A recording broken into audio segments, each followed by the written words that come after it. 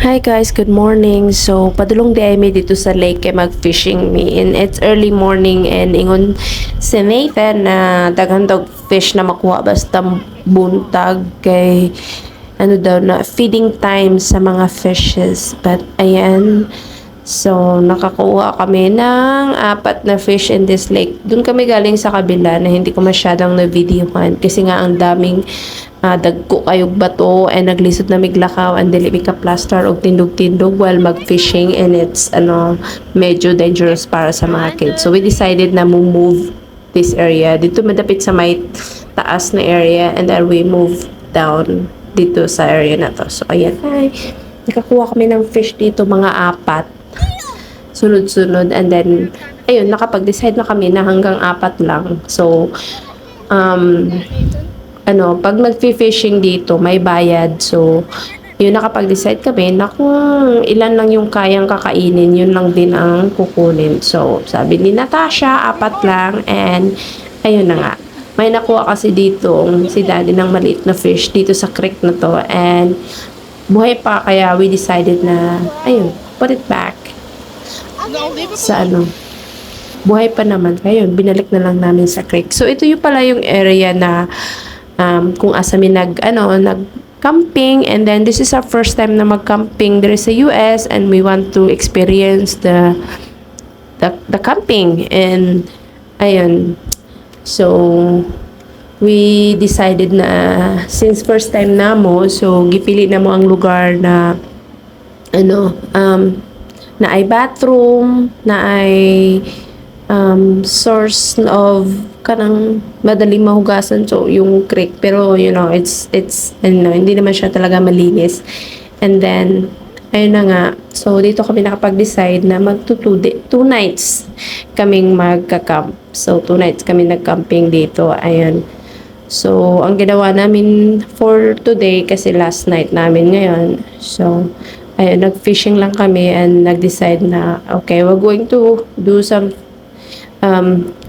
fishing, and then lulutuin siya namin na kanang iprito ba, crispy, kay mas lami man tong crispy good pag kanang prituhon.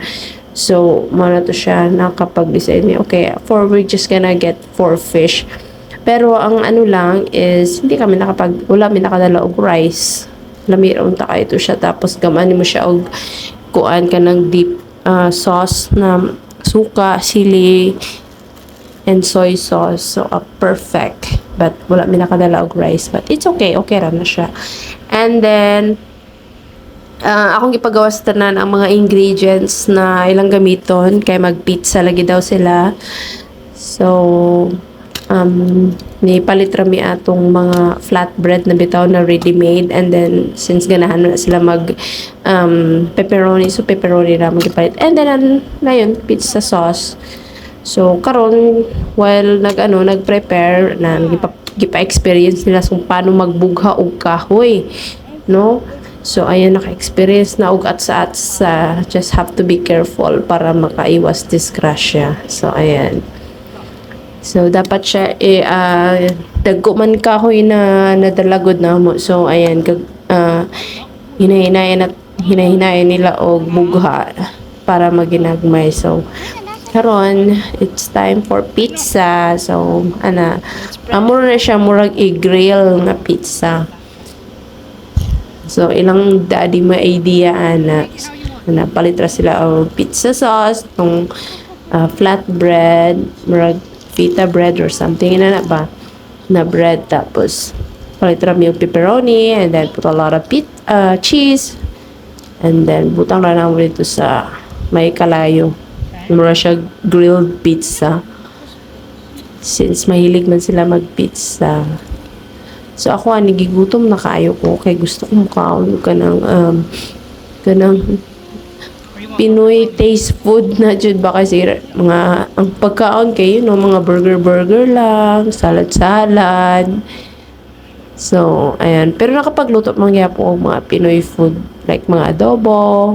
Nagdala lang og soy sauce ug suka diri sa US kay para makapagluto og mga adobo dayon. tinula and unsa tawag ani mga nilatan, mga inana pa para sabaw-sabaw. Kay itong mga few days nga naabot mi diri kasi sige siya og ulan. So luckily this last week na mo diri sa US kay medyo nainit-init na. So taligsik siya ning mga time nga nag-camping mi, pero okay ra. Kay rebels ra, init jud gihapon siya. Pero ang kainit nindot ra kay bugnaw man ang hangin, especially diri sa sa bungtod nga area. So, and ini-enjoy lang namin. And then mga pagkahapon naabot ang igsoon ni Nathan, and then naka-decide sila na ay lagi daw mag-harvest na po sila og mga wild berries. So mao niyang wild berries daghan kayo sa nga tanan. And medyo naitamis na aslom-aslom.